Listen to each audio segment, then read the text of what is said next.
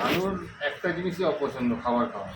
তাছাড়া ভানুর সব ঠিক আছে, খেতে না দিয়ে শুধু ঘুরতে নিয়ে চলে, শুধু ঘুরতে নিয়ে চলে, যেন মনে হচ্ছে আমার দায় করেছে, আমার পেট ভরছে। মাছটা খেয়ে নিয়ে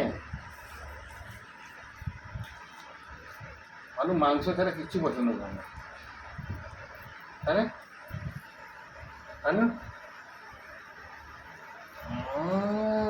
আচ্ছা, আরে পেটে একটা চেঞ্জ করে দেবো, তাহলে আর অসুবিধা হবে না। একটু